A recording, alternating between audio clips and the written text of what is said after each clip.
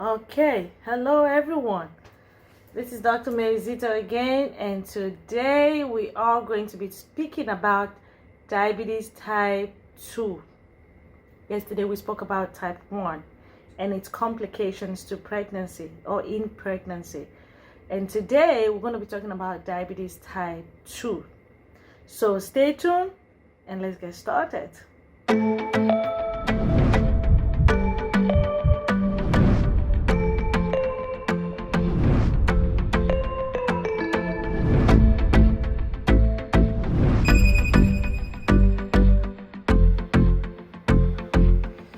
Okay, all right, so today we're talking about diabetes type 2. What is diabetes? Diabetes is a syndrome with metabolic disorders, and it's either the limited production of insulin or the accurate production of insulin but resistance to insulin by the cells of the body. Because insulin needs to be transported into the cells. Insulin is a transporter. It's a vehicle through which the sugars in the bloodstream are transferred into the cells for energy production. So now, in diabetes type 2, there is resistance to insulin production. In juvenile diabetes, we talked about inadequate production of insulin because of the destruction of the beta cells in the pancreas. But in type 2, we're talking about adequate production of insulin, but usually resistance to insulin. Now, there are other reasons as to why there's resistance to insulin, but we'll talk about that as we move forward. So, first things first, the first thing on how to try to diagnose diabetes type 2 is your fasting glucose level to be between 80 and 130 mg/dl, right? And after meals, your sugar levels should not be more than 180. If it is more than 180, say like 200 and something, then we have a problem. Right? We have a concern. Now, like I mentioned in the previous video, the first line of treatment is dietary modification, right? So you try to be conscious of the amount of carbohydrates that you consume, because carbohydrates breaks down into sugar. And if sugar is not readily transported from the bloodstream into the cells for the production of energy, then we ought to be able to measure, keep track of that, so that you're not dumping a lot of sugar in your bloodstream. So, but first I'll try dietary modification, and I'll try physical exercise, because in this case you don't need you do need insulin. You need an artificial insulin, all right, or you need something to make your insulin less resistant to the cells, because it is insulin resistance we're talking about in this case versus in juvenile diabetes or diabetes type 1. So that is that. So in terms of the presentations, we see all the organs once again are affected. All the organ systems are affected. All right, going from the skin, from the energy level, frequency in urination, fatigue, easy fatigue. You also see that in what else? You have kidney problems, because again, the sugar in the blood clumps against the blood vessels, and when they do that, the blood vessels are constricted. They are not able to have blood travel with ease. We also see this. There is lung problems, breathing problems. Actually, a breathing problem as a result of diabetes. It's called obesity-related restrictive ventilation. Let me explain this. Usually, those with diabetes have weight gain from the sugar accumulation in the blood, right? There's excess sugar in the bloodstream. What happens to it? like I said, it clumps against, all right, against the lungs, which means it's squeezing the lungs. When we breathe in and breathe out, we want the lungs to be able to take in air, expand and take in air. And, you know, and then when you're exhaling, it retracts, right? But you don't want that limitation. But if you have this consequence as a result of diabetes, which then led to obesity, which then led to lung problems or breathing problems, it could be usually as a result of the lungs also being targeted by the sugar. So they inhibit this from happening. They inhibit the lungs from expanding freely. And so that's something we need to pay attention to. We need to take note of. All right? So what do we do at this point? You have to be on medication. Even though you're exercising and diet modification, be on medication as well. Okay? Want to be on medication because the complications goes from the heart, increases your rate of heart conditions. There's a long list, as we all know. There's a long list of heart problems, kidney problems. We explained that in the previous video. As a matter of fact, I advise that you watch the previous video before watching this one so that it makes sense to you and we're not repeating ourselves, right? Okay? So people with diabetes type 2, it doesn't matter any kind, which of the diabetes. We talked about increased thirst, increased urination. So when you have increased thirst, increased urination, you are now, your body is trying to eliminate sugar. Your body is desperate to eliminate sugar. So when your body eliminates sugar through urine, you know, in those days, let me tell you a little fun fact. In those days, before we had all the technology to measure blood sugar, I was told by, I don't know how true this is, but I'm hoping it's not true, but but I can see this happening where the physicians will actually test the urine of the patient to see where, you know, how sweet is the urine of this patient and to be able to predict a diabetes diagnosis, right? Now, I hope it's not true. I hope it's not true, because with the number of people with diabetes in our culture today, it implies that the physicians will be tasting a lot of urine, right? Okay, let's hope it's not true. Fun fact though, but if you find it out, please let me know. I'd like to know. So I just thought I'd get your attention here a little bit. So, but the point I'm trying to make is, if you urinate that much sugar, it means you increase your chances of a UTI, urinary tract infection, because the bacteria will flourish in the presence of sugar. All right? So that's another clinical finding that you will see in diabetic patients eventually down the line, precipitated by diabetes type 2.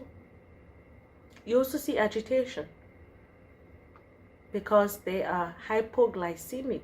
I mean, they become easily hypoglycemic, especially also when they are on insulin. They can easily become hypoglycemic. So you want to make sure that they are taking the medicine at a time when they are able to structure their meals. Because if you take insulin and you don't eat, you can become hypoglycemic because the level of sugar in the bloodstream has been reduced into the cells, and your body is waiting for the cells to produce energy. And in that waiting time, you can faint, you can pass out. And someone needs to literally put sugar or give you like something sweet to drink, juice, something, because the brain needs sugar.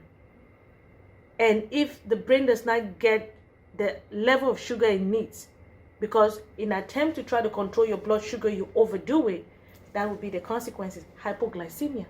But you don't want to have hyper and you don't want to have hypo. Hyper is too much sugar. Hypo is less sugar. So you want to be in between. You want to fall in between to make sure, to make certain that you have just the right amount to keep you moving. So you have to watch for the signs and symptoms, right?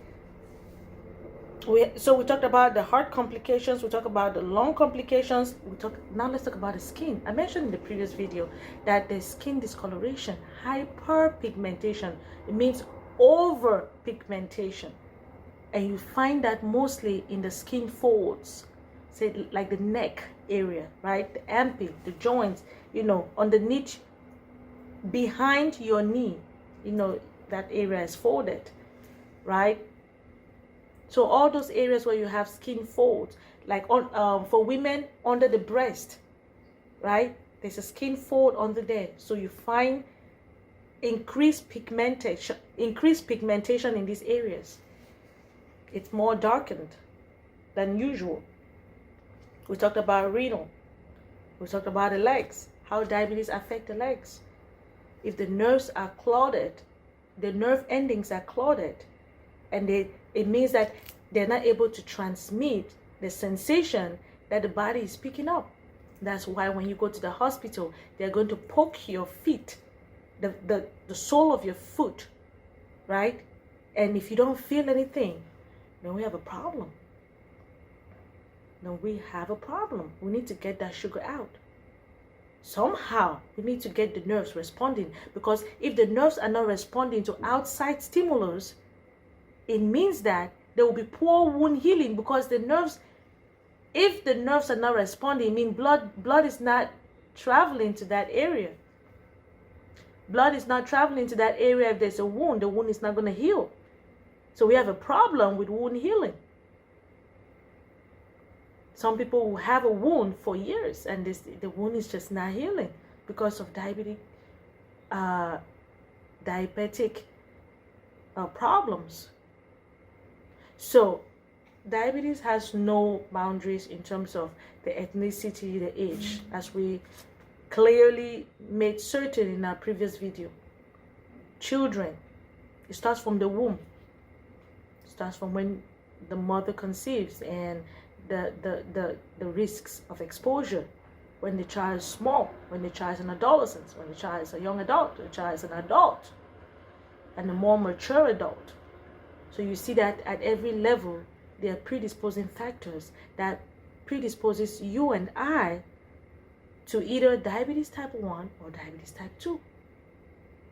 So we need to monitor what we eat and the frequency of what we of our meals, and what we eat and when we eat, because that's important. Now I know a lot of you do work night shifts, and you eat late at night, and then everything is distorted.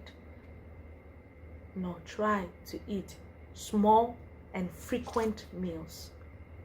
That will get your metabolism active, because if you stay too long without eating, your body will feel reluctant to utilize, to break down what you have fed it. And so it holds onto it. It holds onto the carbohydrates. It holds onto the fat. It holds onto everything, because it doesn't want to be without for long. So it's reluctant to break down. But when you train your body that you will eat small portions regularly, the body knows, okay, I can break it down because I know food is coming. So your metabolism is constantly working. And if it's constantly working,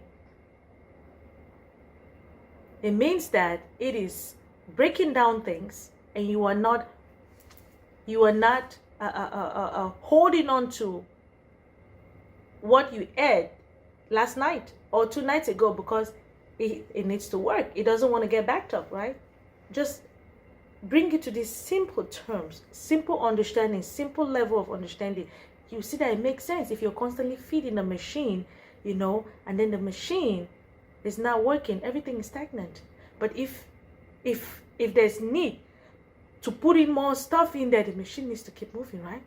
It needs to keep moving, and nothing is accumulated. So think of your body in that way. I mean, the body is not quite simple, but for your understanding, think of it that way. And if you have any questions at any point, please do well to type it at the bottom, and I'll be glad to answer it. My goal here is to help you understand Some of the things that you go to the hospital and cannot understand, because we all talk about it, but do we really understand it? Do you fully grasp what diabetes is and how it affects you and what you can do to prevent yourself from having all of these detrimental effects? Because it affects every organ of your body, including your skin. Your skin is an organ. Your eyes, your kidneys, your lungs, your GI tract, everything. Your heart, especially your heart. All right? And we know there's a rise of diabetes in our country, in America, and around the world because of poor eating habits and lack of exercise. And sometimes the things we eat as well. So, the way I look at it is like this. The benefits of knowing what diabetes entails and how to prevent it far more outweighs trying to deal with it when you have it, because it is a downward spiral. It's just a matter of time before your eyes start experiencing blur visions, both in children and in adults. There's just too much complications. It's not worth it. So please look out. Be careful of the things you eat. Be careful of try to eat small, healthy meals, small portions, frequently. Try to exercise, daily exercise. Do cardio exercises, don't just run on the treadmills, right? Do cardio exercises, you really burn carbs that way. You don't have to do it every day. 3-4 times a week. 15 minutes, 30 minutes a day, that's sufficient. But that's the exercise that actually gets you to burn calories.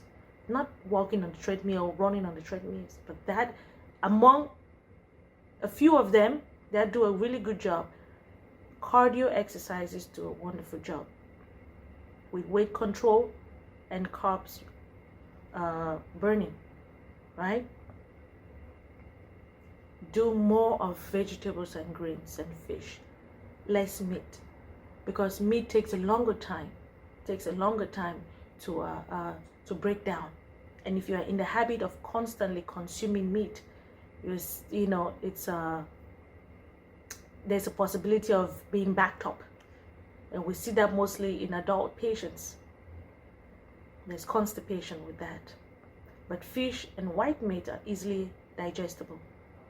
All right? And they are far healthier for you anyway. Vegetables and grains, fruits, right? So everything that we feed our bodies with, there's a consequence. Whether it's a good consequence or a bad consequence. But there is an aftermath. Which one do you want to pick for yourself? A good aftermath or the bad aftermath?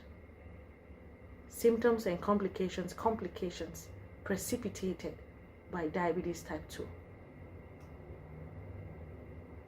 I don't know if some color folks are watching out there, but diabetes is very prevalent in colored folks like myself. So believe me when I say this, it is very important. Let's turn that curve around. We need to take good care of ourselves. I know it's difficult out there.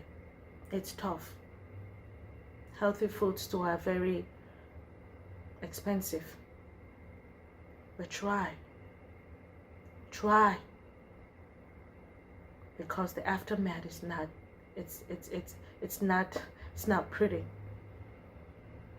I guess that's the purpose of having this channel. Not only to advise you on health stuff, on diseases, but also on prevention. I'm not saying don't eat some fast food once in a while, but don't make it a habit. And try very hard. Make some changes in your diet. Introduce exercise. It's a new year. Let's make some real positive steps and approaches that would benefit us years, decades down the line. Isn't that a worthwhile investment? Our health.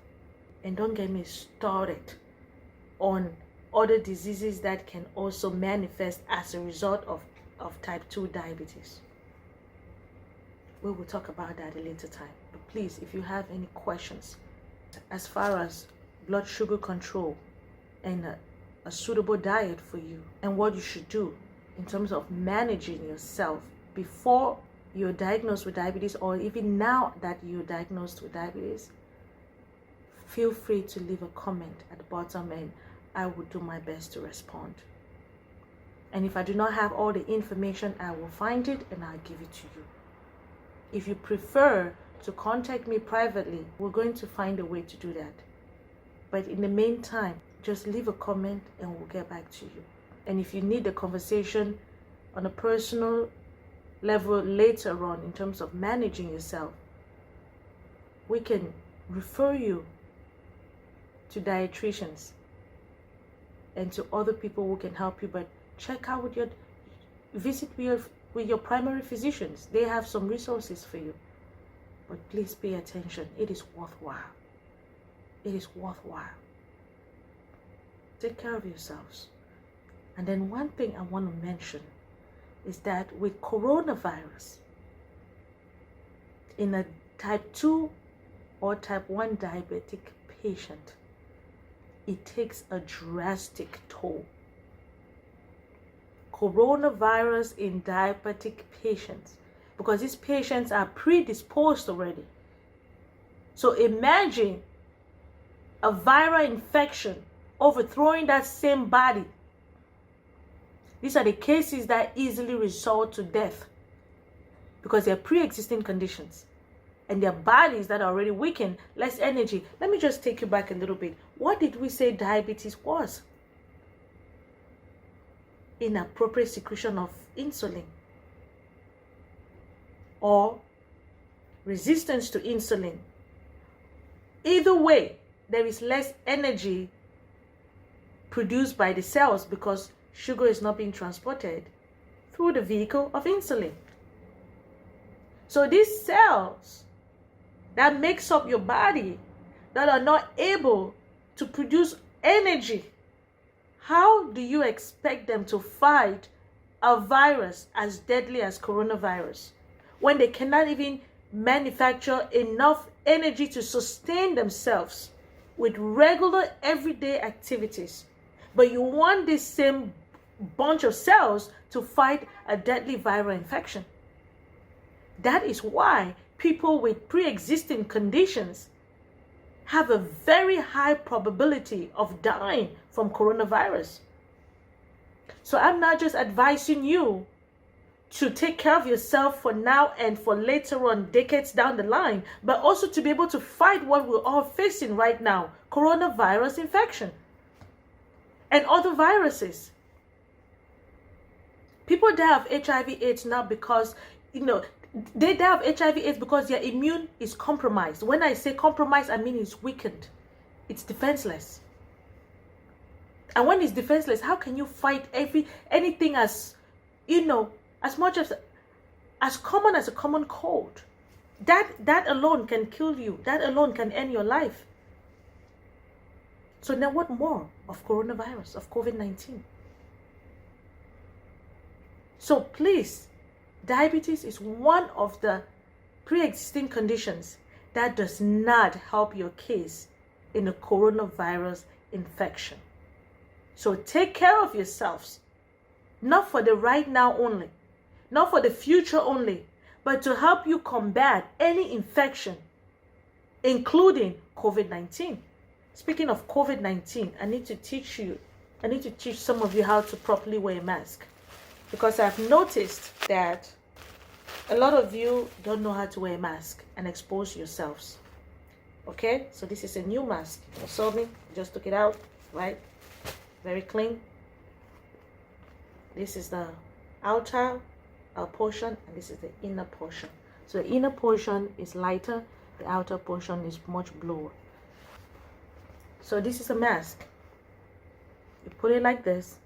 This part has the wire, flexible wire. This part does not. So the part that does not goes underneath your chin. The part that does goes above your nose bridge. So you put it like this. You have the 2 strips. You do this and you do this.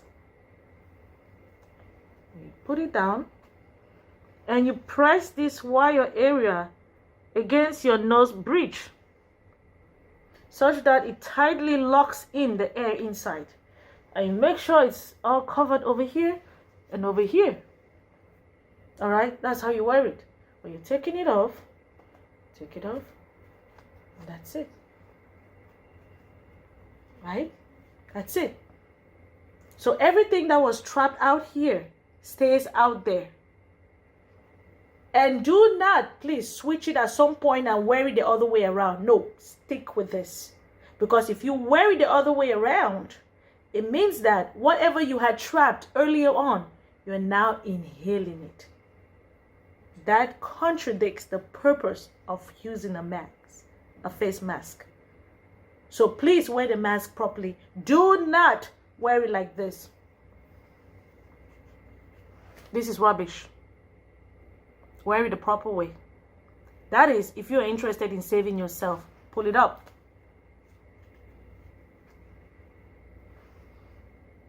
Take it out.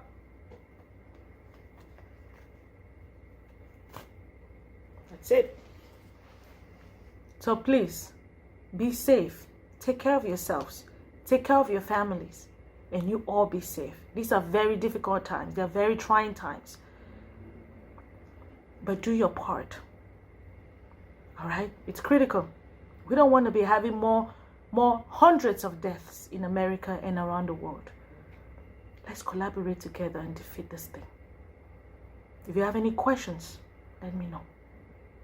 Any more questions on how diabetes ties into the vulnerability of COVID-19, I'll be glad to answer that, or any other pre-existing conditions. I'll be glad to answer that, but please take care of yourselves. And this is my advice to you. Thank you for watching and remain blessed. Bye-bye.